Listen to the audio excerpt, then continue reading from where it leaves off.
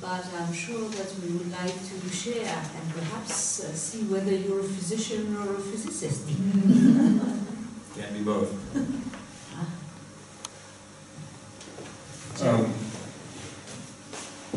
Remember, Father Ong used to emphasize that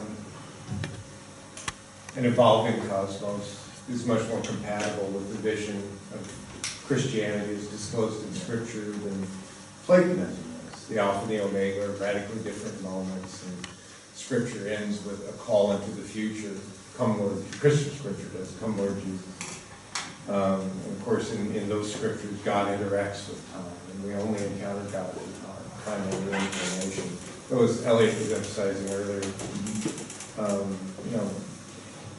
More, like the thinkers of his day, was really saturated in Platonism. But if there's something to what Father Ong was talking about, I think there is, it seems like we should see a real tension in somebody like More, somebody as aware as More, between that sort of otherworldliness of Platonism and the sense of the divine interacting in time and presence, and with even a kind of inclination toward time travel through history, encountering the divine history. Do you see evidence of that kind of tension, that kind of inclination? That's a very good question, Jerry. I wanted to, and this is a very preliminary study. It took me, there were several instances where I knew that More had said something more apocalyptic, the time is running down and running out. And there was a kind of a sense of a sort of a, things are falling apart, this must be the last days. I quoted Luther, but there are many, many other Protestant writers in particular that thought, we're not getting any better, we're getting worse, and these might be the end days. Munster, for example, is a good example of that. So I remember thinking, well, More has a kind of an optimistic approach towards individual change. Whether that has a cumulative effect on society is a kind of a different question. So I think that if we're talking about using Pico as an example of, here's a person that was, in a sense, in the thralls of fortune's flux and the worldliness of peace, Pico, in addition to his sort of exaggerated intellectual pride, having given that up for a more life in accordance with the calls to perfection, that might be an openness that More would say that's the challenge that faces us all. But as far as the swing of political events and the larger public scale on which those swings are observed, I think he was probably pessimistic that things don't really change. We're not getting, we're not really progressing as a society. And I think he would point to the fragmentation of the church as a good example of that. This is the prima facie evidence that we're being led astray down paths that originate in kind of a sin that we haven't yet shed. But I mean, that notion of time is closed, I think he was pretty clearly in the camp that suggested we are now in Christian time. Christian time is more or less undifferentiated until the second coming. Yes. I have two questions. Thanks for this very rich and thought-provoking, wide-ranging reflection. I'm not sure whether I'm summarizing your argument correctly, but you seem to have argued that after the accession of Henry VIII, More was more optimistic as to the possibility of change in real time, and then he returned to a more pessimistic stance that time, historical time, was really aligned with fortune, that it was perhaps recurrent, random, and that real change was only possible in a more transcendent concept. We were talking yesterday about the ironies of utopia when it comes to old and new, and it seems to me that some of the skepticism is already there in the utopia perhaps, so some of this ambivalence, let's put it like that, or this tension as you call it. Because utopia is at once conceptualized as a return to a classical, to a former golden age, so a return to a previous state, and as a possible state of perfection in the future. So I think that the concept of time and the relationship between old and new is a very complex one in that text. So maybe some of this tension that's there in the Tao works is already there in the early humanist writings. And the other question was of course intrigued by your introduction that time ties truth, that Mary I, one of the Mary I's mottos was actually taken from Thomas More, and that this, or from the supplication of the soul, as you said. Yes. I think it was a phrase that was pretty widespread. I'm not sure More was an originator of that formulation. Yeah, do you know anything about its provenance? Was it from the emblem tradition, or was it simply topical? No, I don't. I know that the Latin version of it is also, I think, classical. So the truth is the daughter of time. And I think probably the notion that More was a lawyer, and when he uses that phrase in the context of supplication of souls, he's really trying to demonstrate that dissemblers are found out, like people who present fake news, as the advocate of the advocate of the beggars suggests, is that this is, he was weaving a web of lies, and they came to light. So it was used basically, in a sense, to confirm, almost as an adage, as we all know, lies get exposed. You can't go on lying forever. And it was kind of an offhand comment, but he does, back to your first point, he does seem to have this belief, and I think Erasmus shared it, and many of the other humanists do, that a return to some of the previous, particularly the Church Fathers, but even the wisdom of the Latin poets and orators, we get to rediscover truth that had been lost in that way of life, that life of virtue, that pursuit of public virtue. So I think he did have an optimistic notion that we can return to a truth that is discovered. It's overlaid by either ignorance or traditions that have occluded it, and now we can repossess it for the first time, as if for the first time. So we can reclaim the past, and that will stand us in good stead. It will be a good thing. It will be a truth that didn't dissolve just because it was hidden. But it also suggests that there's almost a telos of truth, that there's a truth that's laid down, and it's just waiting to be opened up to the air and to be shown to the light of day. And the physicist in me suggests that, well, particularly leaving aside non-Newtonian physics, which would say truth is a construct that even atoms have to obey, but the idea that there is a kind of almost a fixed amount of truth, and the more we dig, the more we find it, but we might someday find all of it. And I think probably that's not, and I don't think that's a view that More would actually embrace. I would think you would always see there's an infinite number of truth, and we're getting to uncover some of the truth. But one question that I always had when I was dealing with this material, and I still have today, is what's the point, right? So if the truths tell the same story, why dig?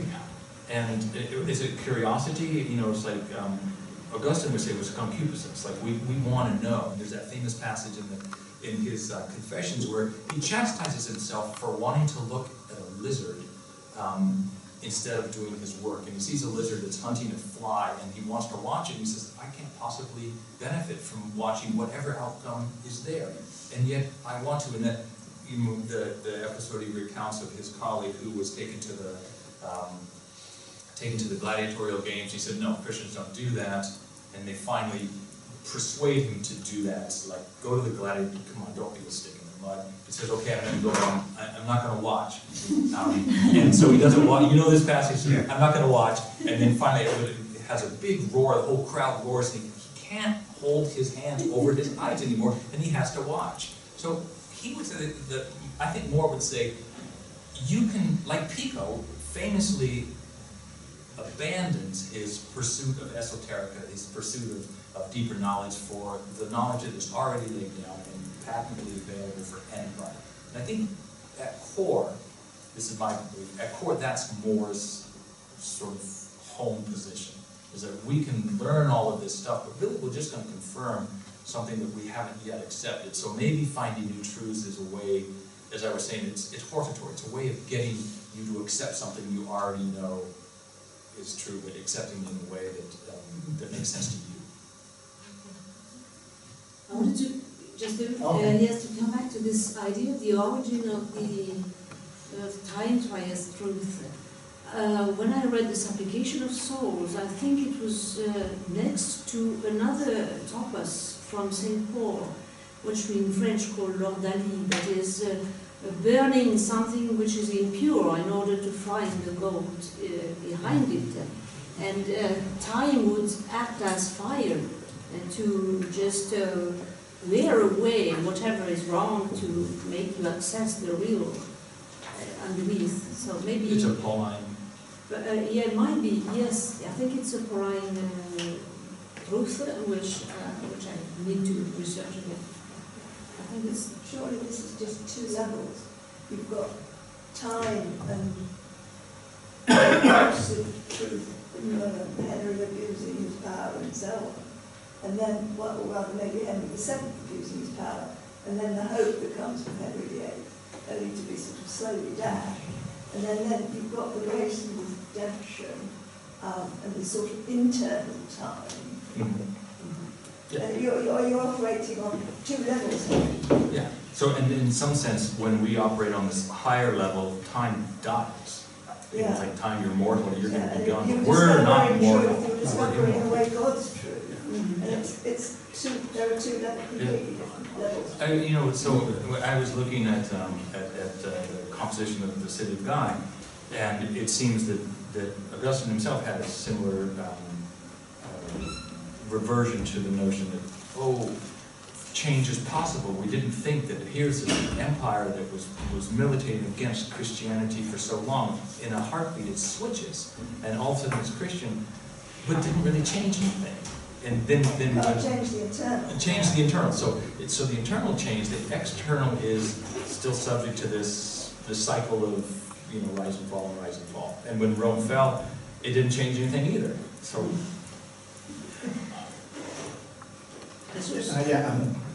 I was thinking of what Jerry said, this tension in history. Would you say that More sees that tension? I would go further, like contradiction as a motor engine of history. Because he sees that as something productive that makes history go forward.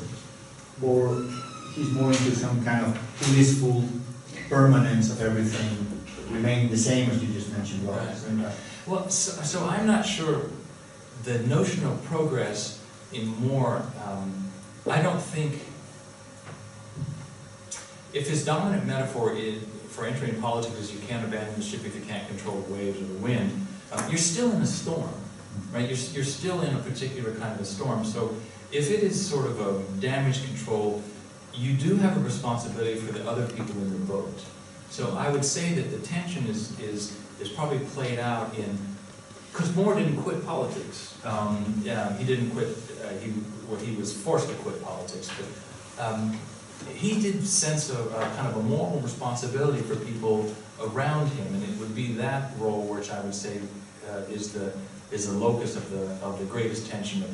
I'm doing this, I know I'm not really going to do much good. I'm not going to fix Henry VIII. I'm not going to change what he did. I disagree with it he did. I'm not going to fix it. But I do have a moral obligation to do the other things if I can be exempted from participating in this aspect. I will still be an adequate Christian magistrate, which was one of the Augustinian main points, is you are a Christian, you need to preside. If you're a magistrate, you need to preside and you need to do so in a Christian way.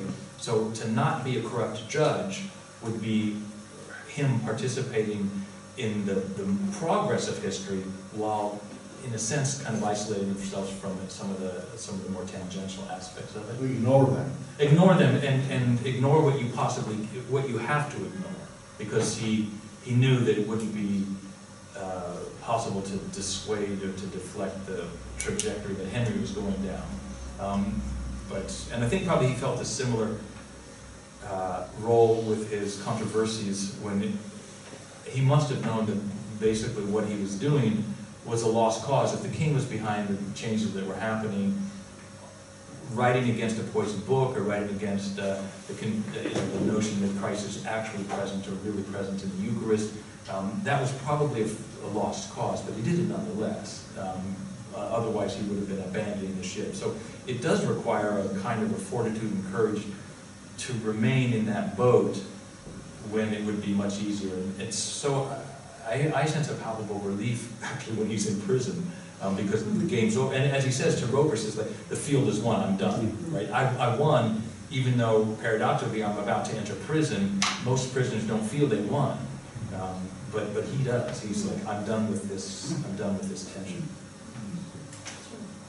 But couldn't you also say that he's not getting reflected and not getting entangled requires a superhuman sort of vision on what he should be doing? Yeah. I mean, most, Yeah, he's listening to I it. do. I mean, I get distracted by stuff, any stuff all the time. But to have that single-minded focus and not get distracted from it, I think must be quite a Yes. rare virtue.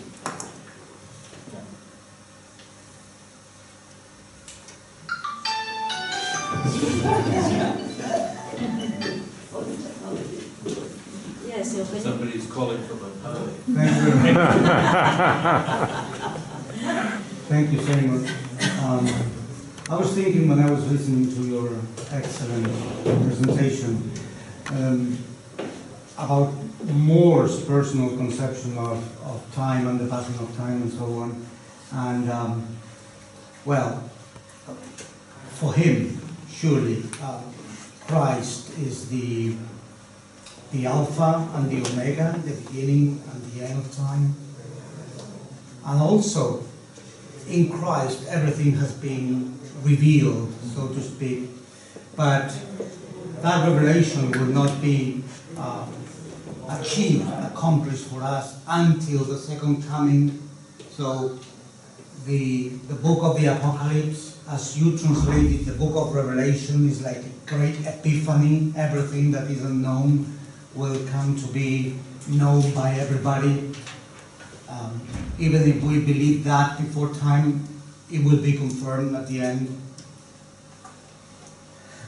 But more specifically, and about the motto "Time Trieth Truth," it came to my mind these other words by Moore when, as reported by William Roper, when Moore came to know that his name had been finally withdrawn from the accusation involving him in the affair of the nun of Kent. And he said something, he said, quod defertur non aufertur. That which is postponed still remains there to be fixed and to be fixed. So there's a threatening dimension of time as well, right? Yeah, that's a very good point. I like that. I hadn't remembered that. It's almost, well, that kind of reinforces the notion there's a telos to the truth. I mean, it wants to get out. It wants to be out. And no amount, and because the truth has an origin in the Creator's mind. It's not our truth, it's truth. So this notion that you can't hide it forever. What's put off is not, what's deferred is not put away. Right. I think that's a very good thing. But it is a sort of fatalistic approach. And you know, that has a nice resonance with both the memory of, the personal memories of kings. Kings remember when you've slighted them. So he was thinking, well, Henry will get me one way or another. Yeah. I dodged this bullet, but there's another one coming forward. Yes, Because yes. the notion is that Henry wants me. That's it. So he didn't get me this way, but that's. I have another question. It's, how does, or if there is any consideration that you have noticed when Thomas More works on or thinks of the fate of the pagans, like the people from the Utopia? Well, I remember a passage in St. Paul that says that there are pagans that live like Christians, and that then they are real Christians without their knowing, and then there are Christians that are not. Something I don't remember something like that, but I know I have read that. Then there is a kind of well, weak point in this conception, because how are the pagans that did not know the word of God, the gospel, how are they to be considered in this scheme, this schemata of time? I mean, have they any role there? Are they condemned forever? I mean, only if you have heard the call of God, are you obliged? You are obliged to answer to that. You know what I mean? Yes, how are they integrated there? How, if Moore has any idea about that? This is to me interesting because of utopia and the role of the parents there. So I don't know the answer to that question. I know that Moore was aware of the evangelization of the New World, and I know that he was aware of the evangelization of the Far East, which had already begun. So this seems to me a parallel. The conclusion I came to was that this is a parallel situation that Augustine found himself into when he said, well, now the gospel has been preached to the whole world, or the gospel is now being accepted by the whole world because the Roman Empire had converted. I don't know what Moore felt about the bringing of Christianity to the New World, but I think he was probably indicating something like that in the Utopia, where they by being untainted by the Western ways that have corrupted all of Europe, by being, in a sense, natural man, almost like a Rousseauian natural man, they would automatically be receptive to the gospel, because the thing that prevents us from being accepting the gospel is our own worldly desire for riches and for all these, the blandishments that fortune brings. So the idea that the utopians were eager to receive it and they thought it was a good thing, I think suggests that even then, utopia might be an example of progress, the bringing of the gospel to all people, and they might be the only example where that kind of progress doesn't initiate the slide towards tyranny, and because they've already dealt with those vices, they've already overcome those vices, so they will accept the gospel in good spirit and maybe not become like the Europeans that he's referencing in some of his other works. Does that make sense? Yes. Well, there is something in line with that. I will speak about talk about that is well, the Spanish utopia, but I need that more that time. Thank you. One of the interesting things that I find is the fact that in the period we're talking with Thomas More, there is a very strong belief in the universality of basic ideas. Can you speak up, please? The universality of basic ideas. Polydor Virgil and his discoveries makes the point that there is a consistency of certain ethical principles that come from deep in antiquity and follow up through the Christian revelation as being the truth. And the truth, of course, is a science. They told the old man what is good, and what the Lord doth require of thee, to do justice, love mercy, and walk humbly. The universal ethic that is applied to almost all religious cultures, certainly, and in many cases ethical systems. So you do have this notion that there is a continuum. The question is do they obey it? Do they follow it? And that is the tension between a kind of lateral movement of truth, or cognition, and a horizontal movement of truth, and a vertical movement of truth, a higher level of conception. And I think those two levels, I think the point was made that there are two levels, and it has to do with the way in which the mind works, and the difference between theory and practice and all of that kind of thing as well. So the universality does carry with it, I think, a real reality to it, that people as human beings have always had these values, but do they practice them, and how they practice them can be different. Elizabeth, well, two things. The one question I had, and I'm putting aside, is the attitude towards fortune, which has always puzzled me in relation to the Christian values and how fortune gets handled. in the early Renaissance. I want to put that aside for this other issue we're talking about. And I may be alone in this, but when I read the Utopia in the prefatory letter, Moore says, yes, they've been exposed to Christianity and they're very moved by it, especially because the early Christians practiced the same kind of community of goods that we do. And then he says, and someone wants to go there as bishop of Utopia. And somehow there seems to me an irony in that, given the way the princes of the church were operating at the time. In other words, there seems to be a hint that things move forward, and yet there's a potential for corruption or decay. So it's an ambivalent or ambiguous issue, which in its own way is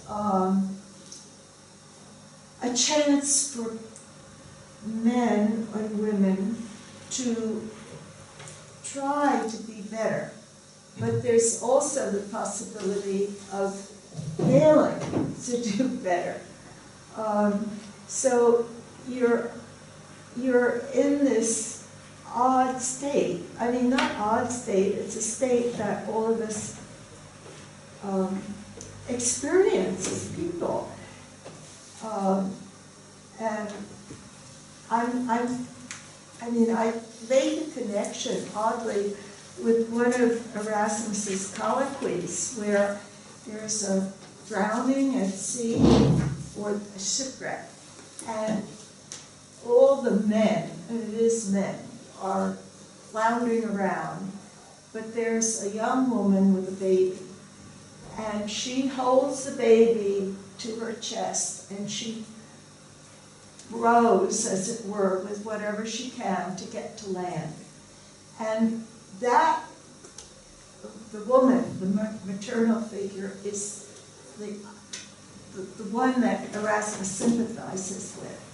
And it's like when you're at sea, you don't ignore the ship, you do something. So human effort may or may not work to good ends, but hopefully it will. But we have that obligation and privilege to do something. And yet knowing that the world isn't going to be perfect, that there are going to be misfortunes, that there are going to be floods, there are going to be drownings, but we still have this impulse to keep on going. And that seems to be tied in with accepting suffering as a way to not earn your way, but it's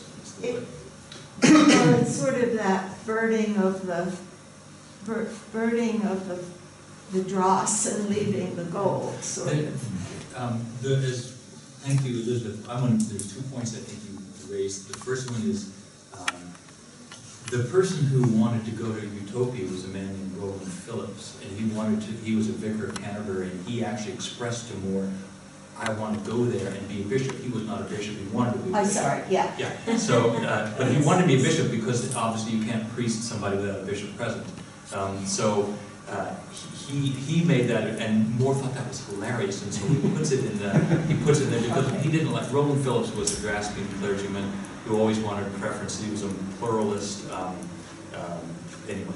So, but your point about you have to do something, the theological notion that comes out of Moore's theology, his controversial works, is one that's firmly embedded in the late medieval Catholic notion of what do you do what is your responsibility as a Christian? And it's you facere quod in se est. You have to do what is in you, and God will make up the difference. So it's not hands-off, sit around, and Moore had a number of calls for him to act in a dutiful way, including the fact that he had a family, including the fact that he was a lawyer and a magistrate. So this notion that it is a storm, you have to, and this is a theological principle, not just simply a civic mandate. It's a theological principle that he felt, I would be abandoning my duties in a theological sense, not just a personal or a financial sense. So he had that firmly involved, and that comes out of his conflict with Tyndall on aren't you thinking you can earn your way by doing good things? Do you think you're do you think you're obviating the need for Christ's sacrifice? So yeah, you're right, exactly. It's you have to. There's no way out but through. You have to do that. So that has some meaning. I mean, theologically, that has some meaning and some. Oh, yeah, it's the formula. It's what the whole Luther debate about grace is. It's like, where's it come from? You have to do what's in you. Well, how can you earn? Does that mean you're earning? So it was the Cajetan-Luther debate of the 1520s. So in that one sense, time has, as a process, has some meaning. Mm-hmm. Duration. You have to keep Yes. doing it. You can't Yes. stop. At the end of Utopia is also very beautiful lines said by the character Thomas More in the book of Utopia. And he says that in utopian society there's a lot he would wish for, but at present time he has little hope for. So that he sees now it's probably very unrealistic to get the serious parts of Utopia, the program for Europe realized, but nevertheless they got the book published, and they were, I think, already hoping or thinking that it would mostly have an effect on the long term. Then I think regarding utopias in general, that probably more was before technological progress, and so he could maybe not imagine a utopia, another world that would be better through, of course, technological progress. Whereas from Francis Bacon on, all utopists thought that really we had the means to make the world better through this progress. Of course, it was just physical and not intellectual or not. Yes, it was just material. But they believed in it, and I think they were more optimistic, perhaps. More was still like Plato on the intellectual and spiritual level. And perhaps this changed also their idea of time, that time might bring something better, like in socialism and etc., where they believed that they would have the means to do that. I think that mentality changed radically from the moment they discovered the telescope, they discovered the magnet, the compass, yeah, that's right, and so, I don't know, just a reflection. Well, something that goes very much along with what you've said is Frederick Jameson in Archaeologies of the Future basically writes an extended meditation on the utopian impulse in writing. And he constantly refers to Moore's Utopia, but the book is primarily a consideration of science fiction. And he reads science fiction as utopian, largely as utopian literature, Ursula Le Guin and so forth. And so it's all tied into this sort of technological progress. So I just wanted to call attention to that in case it might be of interest. And another thing to confirm that would perhaps be the development of the utopian genre itself, because 19th century utopias displace their utopias in time, whereas earlier utopias always make a simultaneous but spatial displacement. So. Well, of course, yes, yeah, that's a good point. Well, and I suppose to round out that reference, utopia in Moore's concept isn't a new place. It's been there forever. It's been there as long as civilization has been there, and it's just been uncovered. It's just been kind of shown in a way, it's just kind of sort of, it's older than Europe, so it's always been doing its thing in kind of a stasis in a way, and only recently have new things injected themselves into its sphere. But if you try to replicate the information that Moore gives you about utopia in physical, material terms, you can't do it because it's self-contradictory. So the whole thing falls apart as a construct. It can only be a thought experiment. There's a couple of studies of the geography and figures that he gives, and they, I mean, that's why everything is a mirror and everything is a reflection of something else. Alan Nagel has an article Yes. where he talks about the dimensions of the island are impossible. Well, there's one. And it was a mathematical construct that would have been available to Moore in his But day. there's also a geographic study. Mhm. Sorry? A Goody study. Yes. Also, but he Yes. also gave up. He tried to map utopia and then sort of gave up halfway through the article because it was impossible. Although I think it's, I don't know, I'm not sure he was correct. I think it's more mappable than, I think there's a sort of a tension. I think there is a material element there. But it's also obviously, I mean, he more deliberately contradicts himself in order to make it obvious that you can't locate this place. So It's no place. it's a no place, exactly. Yeah. So, but that's the tension that's held in the novel between these two things. It is, and maybe this is because he's only writing just a few years after the so-called discovery of America. So this idea that there's this new world is still kind of fresh and new for everyone. It's still kind of a surprise, it's a shock. I mean, and, I was going to mention about the discussion earlier, because Augustine said the Antipodes don't exist. They must, because it would contradict Christian doctrine. Because if all humankind is descended from Adam, then how did humans get to the Antipodes? So it was actually an article of faith during the middle as Elviraus writes in his preface to his Utopia, that Bishop Virgil was prosecuted in around 1200 or something for claiming the Antipodes existed. This was against Augustine's doctrine. So then when they discovered America, it's like, well, how did these humans get, are they even human? You know, do they belong to the human race? So then they had to sort of say, well, these people must be, and this is sort of the Prestigion idea sort of came in. So somehow these were also, they were also descended from Adam, and therefore they also are, like all humans, are potentially Christian, because they're baptizable. They're baptizable, yes. So they can all be converted, but it's... The Pope has to actually say they're baptizable so you can't enslave them. And so therefore, as European Christians, it's our duty on that ship to do something to bring them into the faith. But yeah, even in Utopia, there's a kind of fatal problem when there's an overpopulation and they need new territory.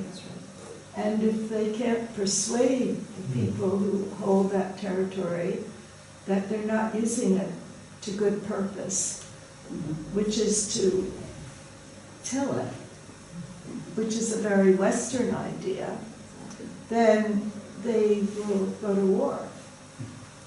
So there's a potential for error or sin or whatever you want to call it built into the larger framework. Yeah, they're all humans are under original sin. That's kind of the notion that bring the gospel to them because they need it.